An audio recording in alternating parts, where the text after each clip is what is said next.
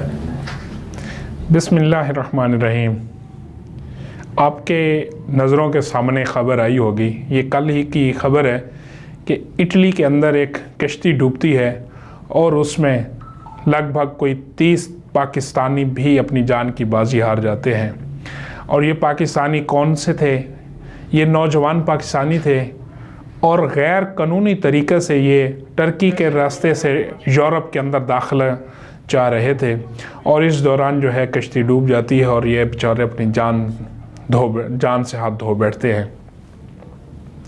इंतहाई एक अफसोसनाक ख़बर है।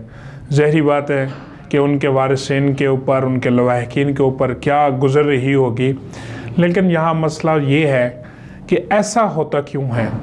हम सिर्फ रुपए, पैसे या अमीर होने की खातिर ये भी नहीं देखते कि जिस किस्म का हम कदम उठा रहे हैं उसका हमारे ज़िंदगी के ऊपर उसके क्या मतलब असरात पड़ेंगे और इसका हमारे दीन इस्लाम के साथ भी बड़ा ताल्लुक़ है। आज पाकिस्तान के अंदर ज़रूर मैं जानता हूँ, क्योंकि मैं ख़ुद कोई बड़ा रईस कबीर या लैंड या वो नहीं हूँ, एक दरमियानी तबके के ख़ानदान से ताल्लुक़ है, तो बहुत मुश्किल है मतलब ज़िंदगी के चीज़ें पूरी करना, अशिया ज़रूरियात सारी। लेकिन इतने बुरे हालात भी नहीं हैं कि मैं यहाँ से किसी एक बर्फ़ उसमें एयर कंडीशन जो क्या कहते हैं उसको फ्रीज़न कंटेनर के अंदर बैठूँ, यहाँ से मैं जाऊँ जी ईरान से मैं जाऊँ फिर शाम से टर्की, फिर टर्की से जो है वो जंगलात, समुद्र, और इस तरीके से जाते हुए मैं यूरोप जाऊँ। और यूरोप जाकर आप समझते क्या हैं कि ये जो सफ़र होता है तो ये कोई इस तरह का सफ़र नहीं होता कि जिस तरह आप यहाँ से लाहौर, इस्लामाबाद जाते हैं जी, थोड़ा सा सामान लिया, बस की टिकट ली, बैठे और अपने डेस्टिनेशन पर चले गए और रास्ते में गाड़ी बदलते गए। नहीं, ये बड़ा भयानक, ख़तरनाक, और इसका पहले से तय है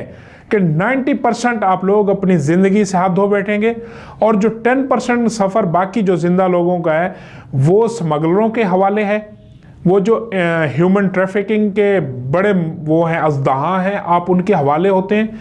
वो फिर आपकी ज़िंदगी के साथ खेलते हैं और इसमें से फिर समझ लें कि कोई 5% लोग होते हैं जो बचकर बड़ी उसके साथ अजियतों के साथ मुल्कों के बॉर्डर क्रॉस करके, एंड पॉइंट कौन सा होता है जी? एंड पॉइंट होता है जी यूके जाकर क्या जिस तरीके से आप यूके में एंट्री करेंगे, ये इस तरह तो नहीं है कि जैसे फ़्लाइट पकड़ी 4-5 घंटे, 10 घंटे, एक दिन का सफ़र काटा और आप यूके के उसके अंदर लैंड कर गए और उसके बाद 1-2 माह में आप वहाँ सेटल होते हैं, जॉब मिलती है और आप पैसे कमाते हैं। भाई इस तरह नहीं होता।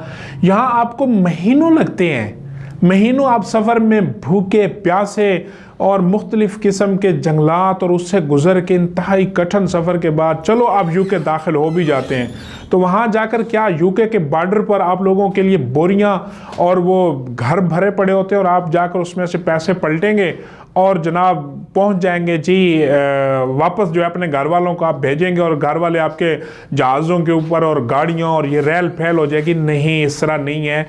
क्या यूके के अंदर लोग नहीं हैं? क्या वहाँ पर भाई जब आप पाकिस्तान के अंदर काम करने से कतरा रहे हैं तो यूके के अंदर वहाँ तो बहुत पंक्चुअलिटी है, बहुत रेगुलरिटी है, वहाँ कानून है, वहाँ पर एक निज़ाम है। चाहे यूके नहीं, कोई और यूरोप का मुल्क हो, आप इस मकसद से यहाँ से आपको इस एक तस्वीर दिखाई जाती है कि जी वहाँ से जो है डॉलर्स होते हैं, लाखों रुपए बंदा कमाता है। भाई जब आपकी ज़िंदगी ही नहीं है, जब आप इतने मुश्किलात का सफ़र मतलब वो करके जाते हैं और आपका रिज़ल्ट ये निकलता है कि आप या तो पकड़े जाते हैं, जेलों में जाते हैं, या ह्यूमन ट्रैफिकिंग के जो बने हुए हैं शिकंजे हैं उसके हत्थे चढ़ जाते हैं। बिलफर्ज अगर आप बच के वहाँ जाते भी हैं तो आपको पहले 2-4 महीने में तो नहीं वहाँ पर जाकर कोई लाखों कमाना शुरू कर देते।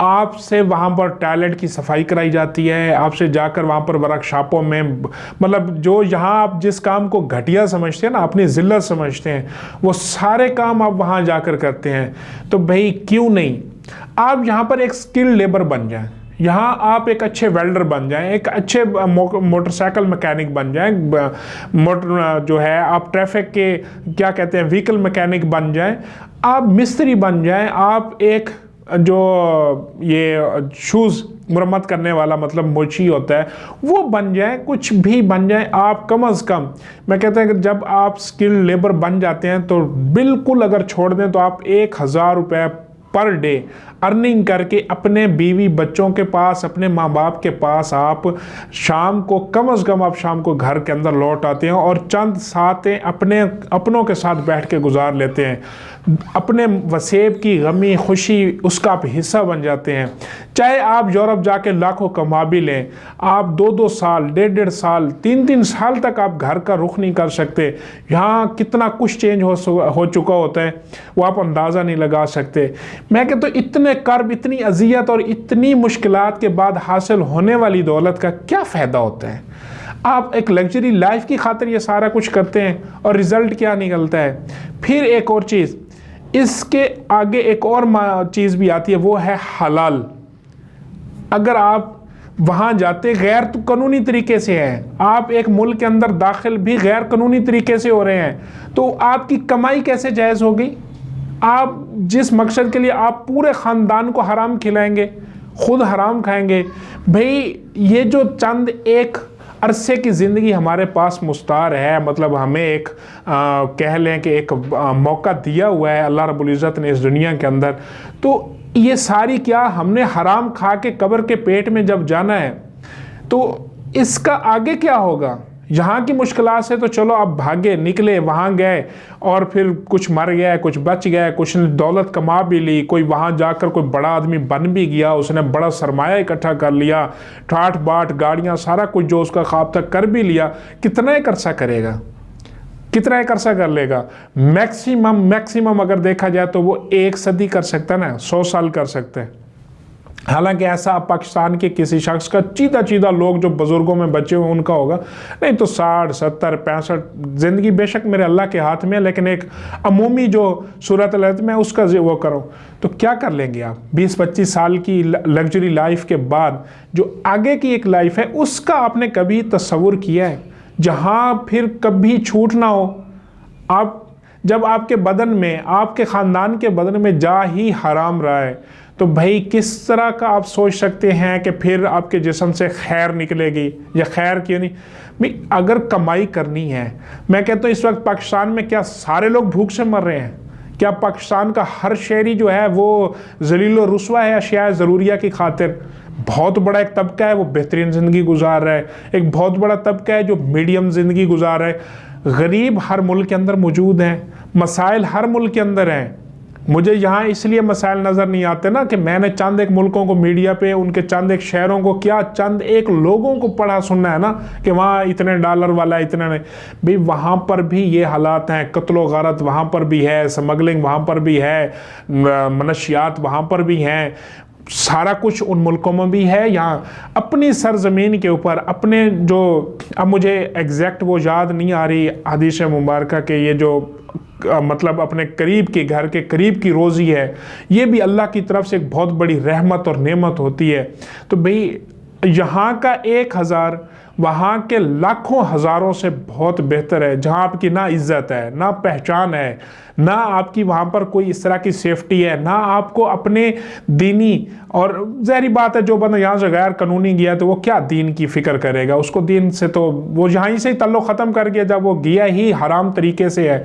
और फिर सबसे बड़ी बात कि आप अपनी मंजिल पर भी ना पहुँचें और इसी तरह किसी समुंदर की नज़र हो जाए, किसी जंगल की नज़र हो जाए, स्मगलरों की नज़र हो जाए, तो कितना दुख और अजियत का मामला है। सिर्फ किस खातिर? चंद 1 रुपयों की खातिर, चंद सरमाया की खातिर। इंतहाई अफसोस लगा था। खुदारा पाकिस्तान के अंदर बहुत सारी ऐसी स्किल्स हैं, बहुत सारी ऐसी स्किल्स हैं कि जिनको आप चंद मतलब अरसे में सीख कर, 3 माह में, 2 माह में, 1 माह में सीख कर कम अज़ कम इतना कुछ कर सकते हैं कि आप एक अच्छी ज़िंदगी गुजार सकते हैं। इन्हीं गुजारिशात के साथ अल्लाह हाफ़िज़।